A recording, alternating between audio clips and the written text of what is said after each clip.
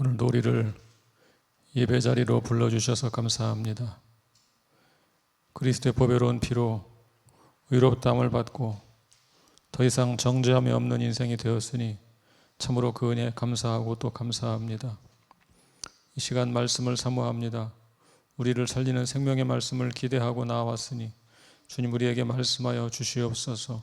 친히 임재하시고 말씀하여 주시어서 우리의 심령을 새롭게 하여 주시옵소서. 예수 그리스도의 이름으로 기도하옵나이다. 아멘.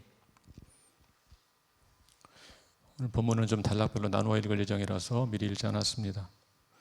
오늘 레위기 10장 1절부터 11절을 본문으로 제사장의 역할을 말씀을 드리겠습니다. 오늘 좀 나누어 드린 자료가 좀 분량이 많죠. 상대적으로 좀 내용이 많이 좀 수록이 되어 있는데요. 화면을 보시고 또 여러분 자료를 보시면서 말씀을 들어주시면 감사하겠습니다. 서론 먼저 보겠습니다. 레위기 1장부터 7장에서는 5가지 제사법에 대한 지침이 소개되었습니다. 먼저 일반 백성들을 위한 지침을 다룬 후 제사장들을 위한 지침을 다루었습니다. 이 제사들이 올바르게 시행되려면 합당한 방식으로 관리되어야만 했습니다. 그래서 이제 그 역할을 실제로 담당할 제사장에 대해 다루기 시작합니다. 제사제도를 관리할 사람으로는 아론과 후손들이 임명되었습니다. 레위기 8장부터 10장에서 주목해야 할 사항들을 먼저 살펴보겠습니다. 첫 번째로 이스라엘의 제사장 제도를 살펴보겠습니다. 이스라엘의 제사장은 크게 세 그룹으로 구분됩니다. 대제사장, 일반 제사장, 레위인 이렇게 세 그룹으로 구분되고요. 대제사장 아론의 아들 중에서 엘르아살로 이어지는 계열의 자손만을 대제사장으로 포함시켰습니다. 일반 제사장은 아론 계열에 속한 자 전체를 일반 제사장으로 불렀습니다. 일반 제사장은 희생제사를 집례하는 역할을 담당했고 또 한 가지는 절기와 전쟁에 백성을 소집하는 역할을 담당했습니다. 레위인들은 제사장들을 도와서 성전에서 여러 보조적인 임무를 수행했습니다. 제사장들은 삶의 모든 영역에서 하나님께 순종할 것이 요구되었습니다. 높은 수준의 거룩함으로 부르심을 받은 것입니다. 두 번째 보겠습니다. 여호와께서 모세에게 말씀하여 이르시되 8장부터 10장 이런 표현이 반복됩니다. 우리 한번 8장 1절만 한번 읽어보겠습니다. 8장 1절 같이 읽을까요? 시작. 여호와께서 모세에게 말씀하여 이르시되 이런 표현이 자주 나오고요. 또 모세에게 말씀하신 대로 이런 표현이 자주 나옵니다. 아론과 아론의 아들들 제사장을 한다는 명령이 출애굽기 28, 29장에 나옵니다. 그리고 레위기에는 말씀하신 대로 행했다는 표현이 자주 반복적으로 등장하고 있습니다. 뭘 강조하는 것이겠습니까?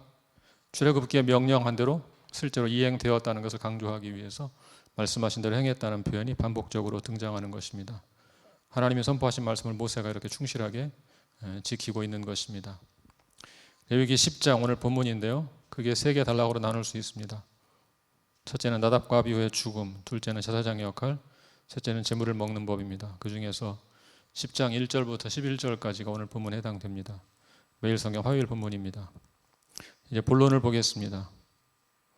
첫째 나답과 아비후의 죽음, 10장 1절부터 7절까지 한 절씩 교독하겠습니다. 제가 먼저 읽겠습니다.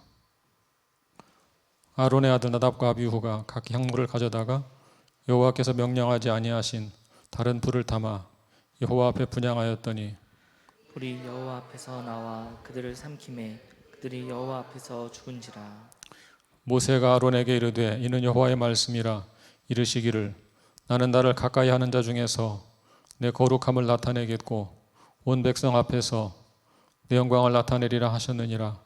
아론이 잠잠하니 모세가 아론의 삼촌 우시엘의 아들 미사엘과 엘사반을 불러 그들에게 이르되 나와 너희 형제들을 성소 앞에서 진영 밖으로 메고 나가라 하매 그들이 나와 모세가 말한 대로 그들을 옷 입은 채 진영 밖으로 메어내니 모세가 아론과 그의 아들 엘라살과 이다말에게 이르되 너희는 머리를 풀거나 옷을 찢지 말라. 그리하여 너희가 죽음을 면하고 여호와의 진노가 온 회중에게 미침을 면하게 하라. 오직 너희 형제 이스라엘 온 족속은 여호와께서 치신 불로 말미암아 슬퍼할 것이니라. 다 같이 여호와의 관유가 너희에게 있은즉 너희는 회막문에 나가지 말라. 그리하면 죽음을 면하리라. 그들이 모세의 말대로 하니라. 아멘. 1번 질문을 좀 볼까요? 질문을 같이 읽어보겠습니다. 시작. 나답과 아비후의 죄의 본질은 무엇인가? 1절, 2절 같이 읽겠습니다. 시작. 아론의 아들 나답과 아비후가 각기 향로를 가져다가 여호와께서 명령하시지 아니하신 다른 불을 담아 여호와 앞에 분향하였더니 불이 여호와 앞에서 나와 그들을 삼키매 그들이 여호와 앞에서 죽은지라. 자, 이 두 아들의 죄가 뭡니까? 어떤 죄를 지었죠? 여호와께서 명령하지 아니하신 다른 불을 담아서 분향을 했다가 죽임을 당했습니다. 무슨 말인지 잘 모르겠죠. 구체적으로 무슨 죄를 저지른 것인지. 학자들은 크게 4가지를 제안합니다. 4가지 나와 있죠. 첫째는 그들은 성소 안으로 너무 깊이 들어갔다. 지성소에 들어갔다 그 말입니다. 속죄에만 들어갈 수 있는 지성소에 들어갔다가 죽임을 당했다. 그런 견해가 있습니다. 두 번째는 성소 밖에서 가져온 화가 되지 않은 불을 들였다는 것입니다. 세 번째는 향을 만들 때 들어가야 할 재료들이 포함되지 않은 향을 분향했다는 것인데 좀 제대로 향을 준비하지 못했다 그런 말이라고 볼 수 있습니다. 네 번째는 잘못된 시간에 분향했다. 뭐가 제일 가능성이 높을까요? 일단 두 번째와 세 번째가 가능성이 있겠죠. 다른 불을 담아서 분향했다고 했으니까 그 중에 두 번째가 더 가능성이 높은 것으로 보입니다. 성소 밖에서 가져온 화가 되지 않은 불을 들였다는 것입니다. 본문이 향보다는 불에 주목하고 있으니까 허락받지 않은 불을 들였다는 것이 맞겠죠. 여호와께서 명령하지 않은 불입니다. 자, 그러면 한마디로 죄의 본질이 뭡니까? 이 사람들의 죄의 본질, 불순종이죠. 불순종. 하나님이 명령하지 아니한 것으로 드렸으니까 불순종이라고 할 수 있습니다. 그래서 불순종의 죄를 저질렀습니다. 자, 이번 질문을 보겠습니다.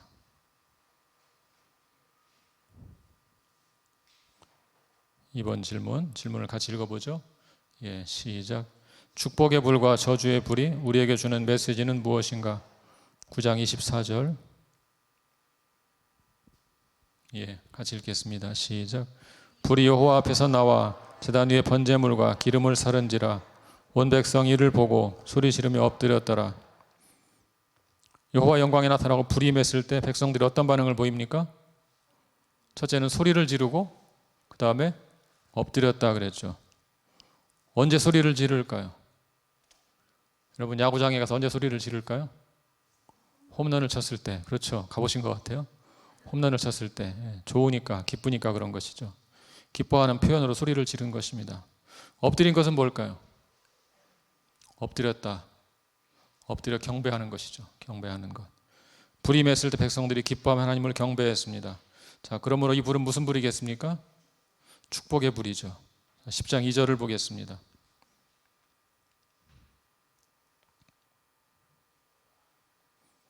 10장 2절 같이 읽죠. 시작. 불이 여호와 앞에서 나와 그들을 삼키매 그들이 여호와 앞에서 죽은지라. 이 불은 어떤 불일까요? 심판의 불인 것 같죠. 9장에서는 백성들이 소리를 질렀지만 10장에서는 아론이 잠잠했다 그랬습니다. 아론이 잠잠했습니다. 하늘에서 나오는 불은 구약 12번 나옵니다. 그 중에 절반 6번은 유익을 주었고 6번은 심판을 행했습니다. 딱 정확히 절반 6번씩입니다. 6번은 유익을 주고 6번은 심판을 행하고. 성경은 일관되게 구원과 심판이 동전의 양면과 같은 것이라고 우리에게 가르치고 있습니다. 홍해를 기억하시나요? 홍해에서 이스라엘 백성들은 구원을 받았지만 애굽의 군사들은 심판을 당했습니다. 마지막 날 예수께서 재림하실 때 똑같은 일이 벌어질 것입니다. 믿는 사람들은 구원을 받을 것이고 믿는 자를 핍박한 불신자들은 심판을 받게 될 것입니다. 히브리서 12장 29절 같이 읽어볼까요? 히브리서 12장 29절. 이 말씀을 배경으로 선포하는 말씀입니다. 자, 같이 읽겠습니다. 시작. 우리 하나님은 소멸하는 불이심이라. 우리 하나님은 소멸하는 불이심이라. 우리 봉헌송 가사가 혹시 떠오르시나요? 봉헌송 가사. 소멸하는 불이신 주님, 나의 힘과 열정 태우사 내 안에 오직 주님만 남아 주님 얼굴 보게 하소서. 소멸하는 불이, 그 소멸하는 대상은 뭘까요? 일반적으로 무엇을 소멸할까요? 우리 죄를 소멸하겠죠. 근데 작사한 사람은 나의 힘과 열정을 태워달라 그랬죠. 무슨 뜻일까요? 나의 힘과 열정조차도 때로는 죄가 될 수 있다. 그렇게 묵상을 한 것이겠죠. 작사를 잘했죠? 네, 무슨 말인지 모르시는 분 계신 것 같아요. 구원과 심판은 동전의 양면과 같은 것입니다. 한 면만 보는 사람은 어리석은 자라고 할 수 있습니다. 심판하시는 하나님을 기억하고 하나님을 경외하는 삶을 살아야 합니다. 3번 질문을 보겠습니다. 질문 같이 읽어볼까요? 시작. 나는 나를 가까이 하는 자 중에서 내 거룩함을 나타내겠고 온 백성 앞에서 내 영광을 나타내리라. 는 말씀의 의미는 무엇인가? 모세가 하나님 말씀을 인용한 것이거든요. 레위기의 주제를 담고 있습니다. 레위기의 주제가 뭘까요? 한 단어로 거룩이죠. 거룩. 거룩. 이스라엘 백성 전체에게 주신 의무가 거룩입니다. 하물며 백성에게 거룩을 가르치는 본을 보이는 제사장 오죽하겠습니까? 약간 의역하면 이런 말입니다. 사람은 하나님을 가까이 하면 할수록 하나님의 거룩하심과 영광을 그만큼 더 주의해야 한다. 그만큼 더 조심해야 한다. 하나님을 경홀히 만홀히 여겨서는 안 된다는 말입니다. 하나님을 친근하게 생각해서 함부로 대하는 사람들이 있는데 그런 태도를 조심할 필요가 있다. 그 말입니다. 하나님을 가까이 하면 가까이 할수록 더욱더 조심하고 주의해야 된다. 그런 뜻입니다. 4번 질문을 보겠습니다. 4번 질문 시작. 하나님께서 이렇게 가혹한 벌을 내리신 이유는 무엇일까요? 여러분 사실 가혹해야 가혹하잖아요.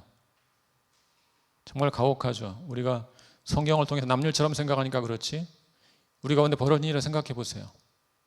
예배를 드리다가 2명이 그 자리에 즉사했다고 생각해 보세요. 얼마나 충격적인 일입니까?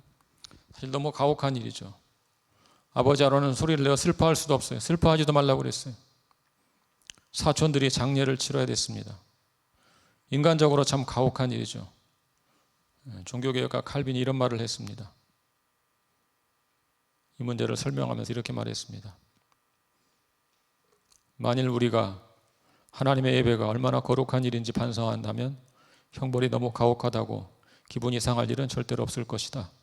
게다가 그들의 종교는 처음부터 엄격히 준수되는 것이 필수적이었다.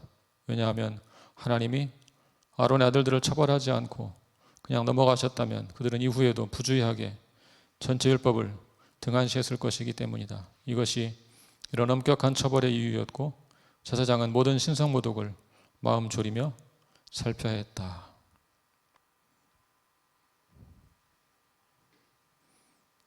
이스라엘 백성들은 지금 막 율법을 받았습니다. 이렇게 제사를 드려라. 율법을 자세히 들었어요. 그리고 첫 번째로 제사를 진행하는 중입니다. 그러니까 어느 때보다 더 조심했어야 되겠죠. 처음이니까 특히 더 조심을 해야 되는 것이죠. 그런데 오만방자하게 율법을 무시해버렸습니다. 앞으로 얼마나 많은 율법 무시가 벌어지겠어요. 생각해 보세요. 처음부터 이러면 얼마나 많이 율법을 무시하는 일이 벌어지겠어요. 이스라엘을 무슨 백성이라고 부릅니까? 언약 백성이라고 부르죠. 언약 백성. 언약에는 2가지가 있습니다. 언약적 축복이 있고 언약적 저주가 있습니다. 축복을 받을 수 있지만 저주를 받을 수 있다는 것을 기억해야 합니다. 신약에서 이 저주를 언약적 저주를 예수께서 십자가에서 대신 짊어지셨습니다. 얼마나 엄중한 것이면 하나님의 아들이 대신 지셨겠습니까? 어떤 다른 사람도 아니고 다른 동물도 아니고 하나님의 아들이 대신 지셨습니다. 이제 감사한 것은 그리스도를 진실로 믿는 자들은 더 이상 언약적 저주 가운데 놓여 있지 않다는 사실입니다. 5번 질문을 보겠습니다.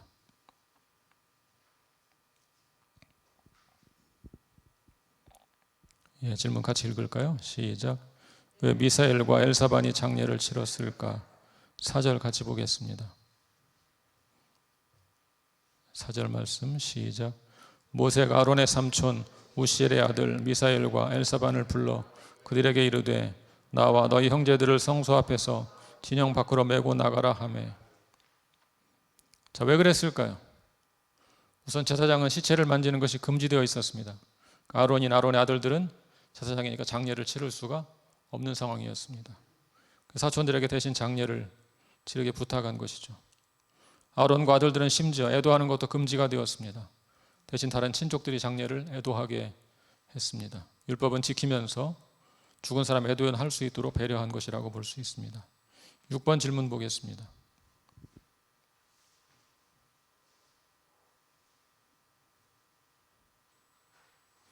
6번 질문 같이 읽어요. 시작. 제사장들은 나답과 아비후가 죽은 것으로 슬퍼하지 못하게 하고 이스라엘 온 족속은 여호와의 심판의 불로 슬퍼하라고 한 이유는 무엇인가? 6절 말씀 보겠습니다. 6절 말씀 같이 읽겠습니다. 시작. 모세가 아론과 그의 아들 엘르아살과 이다말에게 이르되 너희는 머리를 풀거나 옷을 찢지 말라. 그리하여 너희가 죽음을 면하고 여호와의 진노가 온 회중에게 미침을 면하게 하라. 오직 너희 형제 이스라엘 온 족속은 여호와께서 치신 불로 말미암아 슬퍼할 것이니라. 자, 아론과 아론의 아들들에게 뭘 하지 말라고 그랬습니까? 머리를 풀지 말고 옷을 찢지 말라. 이 두 가지 행동이 무슨 의미가 있는 것인가요? 뭐 할 때 그렇게 하죠? 머리를 풀고 옷을 찢고 슬퍼할 때 하는 것이죠. 그러니까 슬퍼하지 말라 그 말이죠. 만약 슬퍼하면 너희들도 죽음을 면하지 못할 것이다. 그리고 제사장이 그렇게 행동하면 회중들에게 하나님의 진노가 임할 것이다. 그렇게 말하고 있습니다. 무슨 뜻입니까? 제사장들이 이 일을 슬퍼한다는 이야기는 하나님의 심판을 부당하게 생각한다는 뜻이죠. 하나님이 부당하게 심판해서 슬퍼하고 있는 것이니까 잘못된 것이라 그런 말입니다. 여러분, 제사장들은 하나님 편에서 모든 것을 바라봐야 합니다. 하나님 편에서.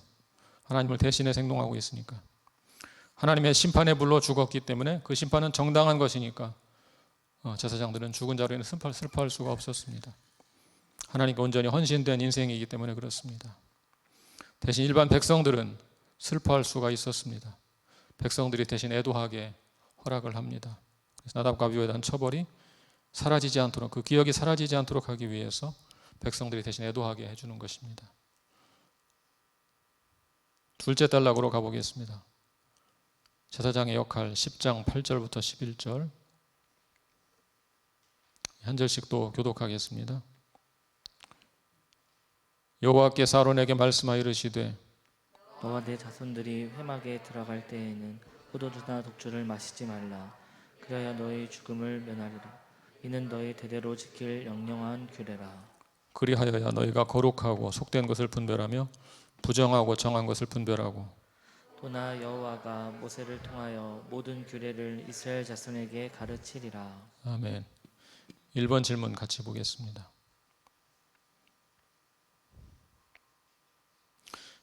질문 같이 읽을게요. 시작.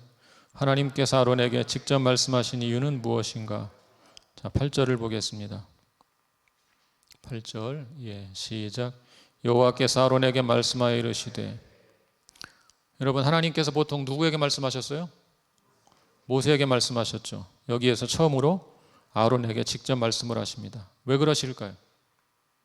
조금 전에 무슨 일이 벌어졌습니까? 제사장 2명이 죽는 일이 벌어졌어요. 그럼 어떤 문제가 생기겠어요? 제사장의 권위가 땅에 떨어질 수밖에 없죠. 제사장들이 그런 죄를 저질렀으니까. 잘못하면 제사장이 뭐가 필요하냐 이런 소리까지 나올 수 있는 상황이지 않습니까? 그렇지만 제사장의 역할이 중요합니까? 중요하지 않습니까? 여전히 중요한 일이죠. 그것을 일깨우시기 위해서 아론에게 직접 말씀하셔서 권위를 실어주고 있는 것입니다. 우리가 중요한 교훈을 얻을 수가 있죠. 어느 교회에서 목회자가 비리를 저지르고 해임당하면 목회자 무용론을 주장할 수 있어요. 목회자가 뭐가 필요하냐? 저런 죄나 저지르는데. 그런 사건이 주는 교훈은 그런 것이 아닙니다. 참된 교훈은 무엇입니까? 그럴수록 좋은 목회자를 기르고 신실한 목회자를 세워야 된다. 바른 교훈이라고 할 수 있죠. 오늘날 목회자가 물론 제사장은 아닙니다. 영적 지도자는 저는 이렇게 적용할 수 있지 않을까 생각을 해본 것입니다. 2번 질문을 보겠습니다. 2번 질문 시작. 왜 회막에 들어갈 때 포도주와 독주를 마시지 못하게 했을까? 9절부터 11절까지 같이 읽겠습니다.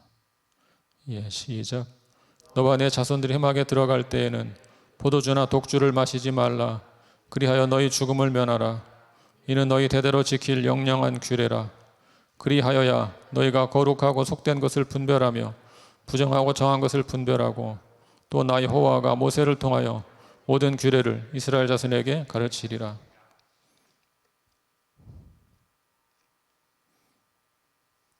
하나님은 이스라엘 백성들에게 포도주를 적절히 즐기게 하셨어요.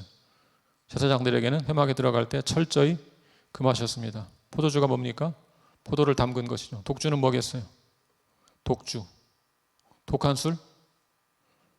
과일을 발효시켜 만든 각종 술을 다 독주라고 불렀습니다. 독주를 금하라 그러니까 순한 술을 마시라는 말이구나. 요즘 소주가 순하게 나온다는데 뭐 이렇게 생각하실지 모르겠는데 여기 독주는 발효된 술 전체를 가리킵니다. 왜 술을 삼가라고 했을까요? 두 가지 이유가 명시되어 있죠. 첫 번째 이유는 뭡니까? 거룩하고 속된 것을 분별하고 부정하고 정한 것을 분별하기 위해서입니다. 구약 성경은 술을 많이 마시면 판단력이 상실된다고 가르치고 있습니다. 잠언 20장 1절을 같이 읽어보죠.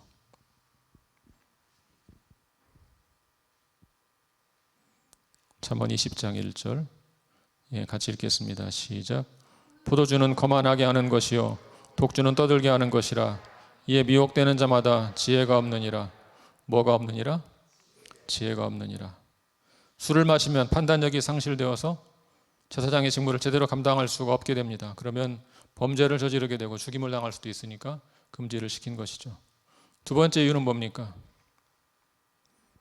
맑은 정신으로 율법을 백성들에게 가르쳐야 되기 때문입니다.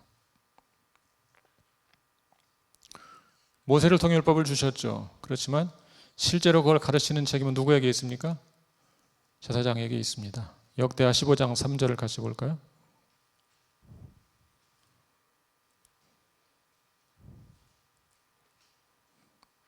역대하 15장 3절. 시작. 이스라엘에는 참신이 없고 가르치는 제사장도 없고 율법도 없은 지가 오래되었으나 가르치는 뭐가 없다? 제사장이 없다. 그 말은 무슨 말입니까? 원래 가르쳐야 되는데 안 가르치고 있다. 그런 얘기죠. 역대하 17장 8절 9절.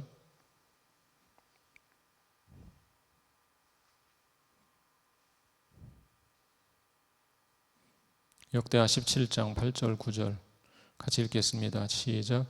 또 그들과 함께 레위 사람 스마야와 느다냐와 스바디아와 아사엘과 스미라못과 여호나단과 아도니아와 도비야와 도바도니아 등 레위 사람들을 보내고 또 저희와 함께 제사장 엘리사마와 여호람을 보내었더니 그들이 여호와 율법책을 가지고 유다에서 가르치되 그 모든 유다 성읍들로 두루 다니며 백성들을 가르쳤더라. 레위 사람과 제사장이 백성들을 가르쳤다. 그렇게 말씀하고 있죠.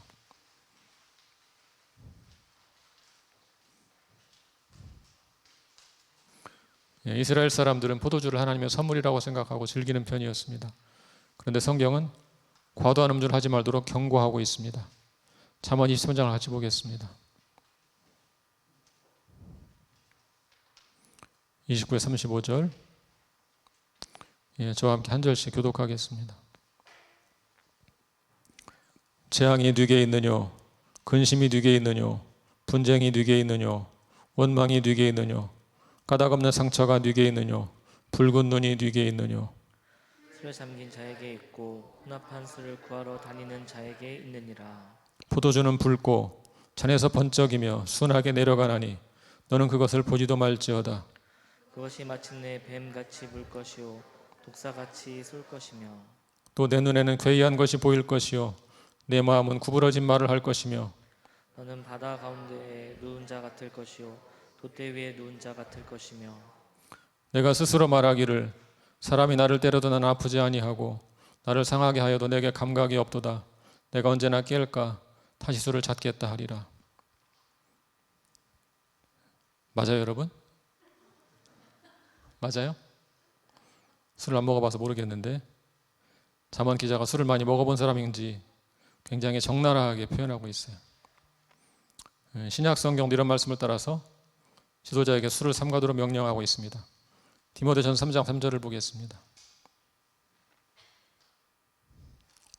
디모데전서 3장 3절.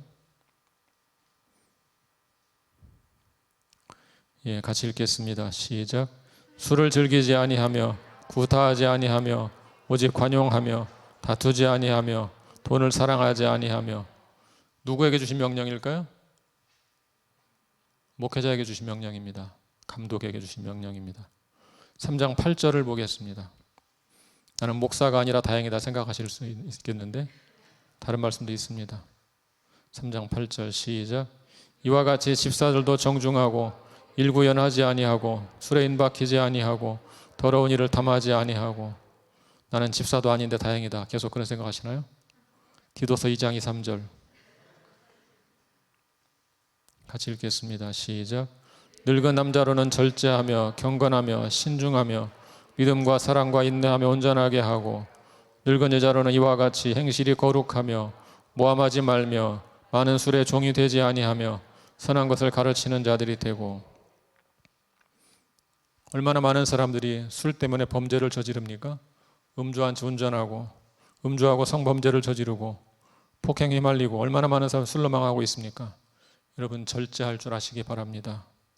절제하지 못하면 한순간에 술 때문에 모든 것을 이룰 수도 있습니다. 복음의 방해자가 되고 해방자가 되는 일도 얼마든지 벌어질 수 있다는 사실을 명심해야 합니다. 말씀의 결론을 보겠습니다. 만인 제사장 원리의 참된 의미는 무엇인가? 모든 신자가 제사장이다, 그런 말이죠.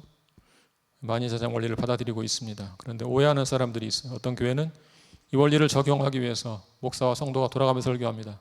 첫 주는 목사가 설교하고 둘째 주는 교인이 설교하고, 그렇게 적용하는 교회가 있는데 잘못되었다 할 필요는 없습니다. 은사가 있다면 설교할 수 있다고 생각합니다. 그렇지만 본래 뜻은 그런 것은 아닙니다. 만인 제사장 원리라는 것은 모든 성도가 세상에서 제사장으로 살아가자, 그런 이론입니다. 구약시대 제사장들은 이스라엘 백성의 거룩함을 책임졌죠. 오늘 어떻게 해야 되겠습니까? 우리가 속한 가정과 일터에서 내가 맡은 사람들을 거룩한 길로 이끄는 책임감을 가지고 살아야 된다는 것입니다. 그것이 전신자의 제사장적 책임인 것입니다. 우리에게는 감사한 것이 있는데 제사장의 권한이 있다는 것입니다. 하나님께 나아갈 수 있는, 하나님께 직접 나아갈 수 있는 권한이 있다는 것입니다. 중재자의 도움 없이 직접 나아갈 수 있는 권한이 있습니다. 그것이 전신자의 제사장적 권한입니다. 동시에 우리는 책임을 가지고 거룩함을 지키기 위해 노력하는 삶을 살아야 합니다. 그것이 신자의 제사장 직분인 것입니다.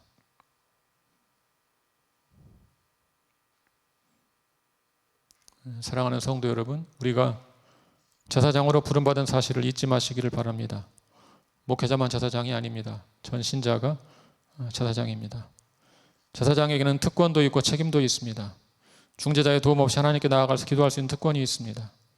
목회자의 중재 없이 하나님께 나아갈 수 있는 놀라운 특권이 있습니다. 동시에 책임도 있습니다. 어떤 책임입니까? 백성들의 죄를 중보하고 그들에게 하나님의 말씀을 가르치는 책임. 백성들의 죄를 중보하고 말씀을 가르치는 책임이 우리에게 있습니다. 그럼 어떻게 이 사명을 감당할 수 있을까요? 여러분이 속한 가정과 일터에서 제사장의 사명을 감당하셔야 됩니다. 어떻게 구체적으로 감당할 수 있을까요? 그리스도를 따르는 삶의 본을 통해서, 모본을 통해서 그 사명을 감당해야 합니다. 거룩한 삶으로 선한 영향을 끼쳐야 합니다. 그것이 바로 제사장의 삶, 우리 교회가 강조하는 목자의 삶인 것입니다. 제가 우리 성도들을 보다가 감사할 때가 있습니다. 언제가 그런 때일까요? 새로 등록하신 교인이 이렇게 말할 때가 있습니다. 제 직장 동료인 이 교회 교인의 삶을 보고 이 교회에 등록하게 되었습니다. 그분을 본받고 싶어서 이 교회를 찾아오게 되었습니다. 실제로 그런 말 하시는 분들이 있어요. 사실은 참 부담스러운 말이죠. 대단히 부담스러운 일입니다. 그렇지만 그것이 우리의 사명임을 명심하시기 바랍니다. 그 사명 감당하다가 지칠 때마다 주님 앞에 나아가서 말씀과 기도로 새 힘을 얻으시기를 바랍니다.